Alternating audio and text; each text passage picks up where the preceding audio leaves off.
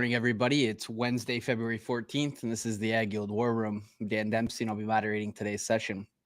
As always, if you've got any questions or comments or would like to chime in on anything we're talking about, please feel free to drop us a line in the chat area, and we'll get to it during the show. Quickly here, overnight markets had March corn down 2 3/4 at 4.28, March soybeans down 3 1/4 at 11.83, and March Chicago wheat was down 13.5 at 5.84. Nothing real fresh in the way of news here this morning. We've got 9 out of the 20 trading days for the spring crop insurance have been set. We're currently sitting at 473 3/4 for corn, and beans are 1172.5. We are going to get, I would say some new fresh data out early tomorrow morning in the form of the Outlook Conference, the USDA Outlook Conference. And there's numbers floating around anywhere between, 183 or so for trendline corn and 53 for beans. We had a little bit of a discussion on that here this morning, just in the sense that we haven't hit that trend line for corn in 3 or 4 years. So I guess just get some thoughts here, kick it around the room, in terms of how we're feeling about this forum and what that could potentially mean as we go forward. So Justin, I know you had a few thoughts there. Yeah, Dan, usually this isn't a very big report. Number that comes out, the Outlook, it's budgetary. It's kind of, making the numbers fit kind of thing. So I wouldn't put too much into it. Especially we're on basic contract lows. So I don't know, what's going to come out that would, make the market more bearish. So I don't think it's really a big deal. It's probably numbers that we're already kind of talking about. As far as a 183, we had a, 177, I think 0.6 yield this year, which was a record. So I think to say it's going to be up 6 next year as a trend line is pretty aggressive. Mm-hmm. I think 3 years in a row, we've come with a 180 or above type, starting number. Yeah. Now I think we're all amazed that we've had a record with as dry and, not perfect weather conditions. So I do think if we have good weather, those numbers are easily achievable, but it's a big country and there's always problems somewhere, those kinds of things. So other than that, I think, the market's, ultra short, ultra bearish. I think we keep getting more and more anecdotal evidence of people throwing in the towel, kind of having to sell. There's commercial entities out there, aggressively pushing, selling instead of rolling basis contracts, those kinds of things early. So it feels like the market's kind of caught up to that kind of narrative and that risk. Not that we don't keep going down, but you're seeing a lot of those signs where you're finally just getting people, talking more about, a $3 handle in corn or, $4 for new crop. So again, the market stinks. We all know that. The funds keep piling in. I think the farmers are kind of being forced to sell for cash flow needs. I don't know what you guys think, but that's kind of what I'm seeing. Yeah, it's that time of year, where we should be seeing more movement anyway. And the idea of basis only really hasn't worked. And I think that's changing some opinions about like how to market it right now. So I do think a lot of that selling is being front loaded right now and will continue to be for the last half of the month as we get, this basis only contract situation cleaned up.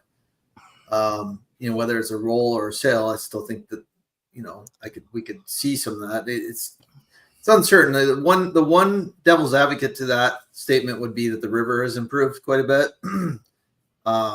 We're still not competitive though with a lot of countries. So we're like Egypt just bought from Ukraine, for example.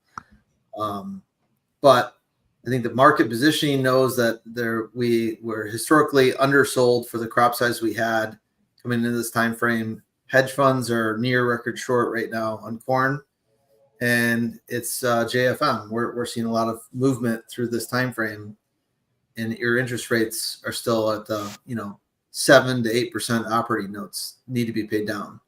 So all of that's getting factored into this. Your best chance for a rebound probably comes during your seasonal time frame, and it probably comes in new crop. This USDA Outlook Forum, like Justin, you said, is just more of just a talking point than anything. It's a USDA economist's opinion of it. The real big reports that we generally watch for are the March 30th and June 30th intentions and acreage reports, along with quarterly stocks reports. I think it's going to be an extremely interesting thing to see what it comes out March 29th this year, what that says this year, because we had an outsized large corn acreage number in 23. That came from very high flat price, which tends to support corn and corn acres. And it also came at more of a neutral bean corn ratio than we have today. We're down in the 2.3s at that time, whereas today we're at closer to 2.5. That's beans divided by corn on a ratio. And so you have two major things that are promoting more bean acres anyway. And then you're coming off of natural rotation of very heavy corn acres. So expectations for tomorrow are 92 million corn acres. We've seen some surveys from different outlets at 93 million corn acres. It's not uncommon to see move more towards the middle, where maybe they're both closer to 89 million. That would be a very aggressive statement for what everything else that we've seen so far. Most people are expecting to see heavier corn acres still this year, 24. So I think I just, you always want to see the future, but I can't wait to see what the March 29th and the June 30th reports say this year. So. Yeah, I agree. I've seen some of the recent surveys. I don't know if it was Bloomberg that came out yesterday, but, kind of in that closer to 91. So you're starting to see kind of drifting towards that middle ground like we've been talking about. To your point, I think, the cost, the ratio, the flat price, all these things, and being under cost of production, anytime we've seen that, we've just seen, capital preservation, right? People trying to cut expenses. We talked about this yesterday with crop insurance, where we think a lot of growers are going to make the wrong decision, in our opinion, and try to get less coverage for cheaper. And you really need, you really kind of need the bushels. You need to be buying volatility here. And I think a lot of people are, we talked about this yesterday at the War Room call, that we're seeing more and more people pushing accumulators, and you look at the risk reward, it's like, being doubled up 25 cents higher from here, and we haven't planted the crop yet. Those are the same kind of things that happened in 2020, and it was a disaster. Not that has to repeat itself, but you see the same kind of mistakes being made in the same kind of conditions, and it, we'll see. And to that point, I mean, a 25-cent double up for some guys is still under cost of production. So now you've really curtailed yourself, right? Well, I mean, prices that we've had, you could have sold $5 corn for 3 years. I mean, right. You had to wait to sell below $5. So, go be, risk being doubled up when you don't know anything about next year's crop just seems pretty silly to me. Yeah. And just think, of the, start to finish of that type of a contract. Let's say you're getting a 25-cent premium to the market right now, and you do this on what, at most it's going to be, 20 or 25% of production probably. If we do see a rally into the spring, and a 10% rally is not out of the question, right? It's not historically out of the norm, actually. So you see a 50-cent rally. What is the immediate response? Is, oh my goodness, I'm 50% sold. I can't sell anything more. Right? And so going through into the prime selling season without that power to sell, and then let's say we have another 2014 type of a year where we do have a good growing season, and we finish down in the lower fours at the end of the year. We're still only 25% sold at the end of the year at below cost production, to Dan's point. So that's I think our biggest fear with anyone engaging in accumulators, is that it prevents you from actually doing the right things at the right time.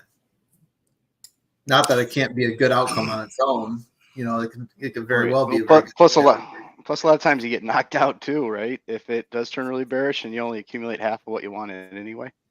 Yeah, you got to keep that in mind I think as well, a lot of right? It's not only the.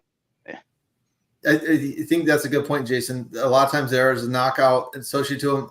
The ones I've seen so far being pushed all have had floors, though, and I think that's a testament to the opinion of the market has been vastly shifted to negative after 3 years of being very positive.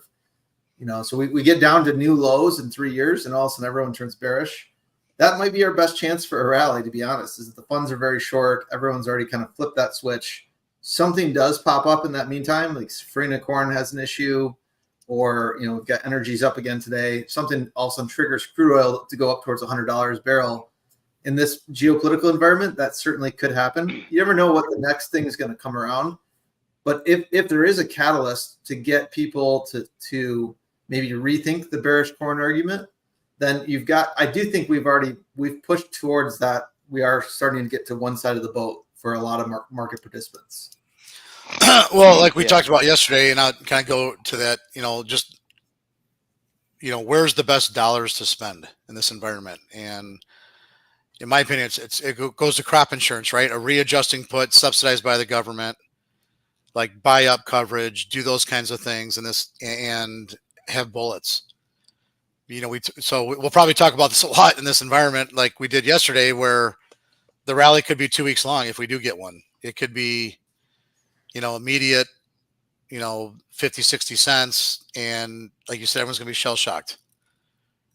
So I think now it's just kind of planning, doing that plan B, plan A, like you always talk about, Dustin. And, I hate the term sharpening your pencil, but, really knowing where you need to sell and what your plan is. And if you buy those guaranteed bushels now, it makes that a lot easier to pull the trigger. Yes. So well, those are great points, guys. I mean, I think that's we've been stressing it, through the last 3-4 weeks on the show is, this is ultimately could be one of the more important decisions they've ever made in terms of the crop insurance, right? And understanding all the available products and how that's going to fit in. And then to Justin's point, what is that next play, and understanding what any kind of a sharp rally or even, a sharper break from this point, what does that actually mean?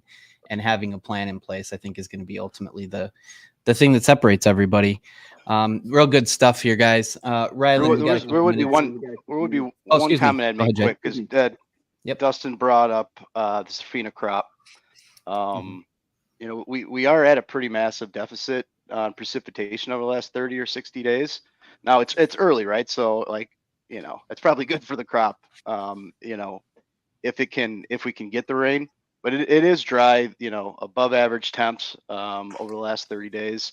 Forecast right now is wet, right? So we're not too concerned about that, or at least the market's not. But there is starting to be some sort of trend that way. And if something were to change with the forecast, over the next couple of weeks, and all of a sudden it flips to a continued hot, dry pattern, that might be a catalyst. Just it's starting to trend that way. We'll see if the forecast can hold and we put rains in, and then it'll probably be fine. But that's a good point, Jason. I think we'll continue to update folks as we look at multiple different weather services and get those updates periodically each day. So we'll keep you guys posted on that front. Rylan, a couple minutes here before the open. What do you got for me on cattle? Not much. A little bit weaker yesterday. There really wasn't much to go on. We haven't seen too much cash trade, and I think just overall there was a bit of concern with the CPI data that came out. It seemed like the meat markets did not like this. We got February hogs going off the board. That was the only thing really green on the screen yesterday as far as the meats go, and we actually saw open interest increase kind of around the horn in cattle, feeders, and hogs. So they were getting some new hedge pressure here. But overall, I think there's just still quite a bit of optimism as far as cash goes this week. We'll see. Beef prices were a little bit lower, but overall, just waiting for that to develop, and all eyes are going to be on next Friday's cattle on feed report. See if there's any big changes that the market's not expecting. So we would expect towards next week to start to get a little bit volatile. Maybe some of the new speculative money that came in may look to book a little profit, something like that. But overall, just waiting to see what cash does here. Sounds good. And we'll get you guys those estimates on cattle on feed probably mid part of Wednesday next week. or Wednesday. so. Yeah. Okay. Yep, we'll be out with those. Just came into the open here. We've got March corn down 3 at 427 3/4. March soybeans are down 2 1/4 at 1184, and March Chicago wheat's down 12 585 3/4. We are streaming live every day that the markets are open on X, Facebook Live, and YouTube Live, 8:15 Central Standard Time. Appreciate the conversation here this morning, guys. Good stuff. And we look forward to talking to everybody here tomorrow morning. And hope you have a great day. Thanks. Thanks, Dan. Yep. Thank you.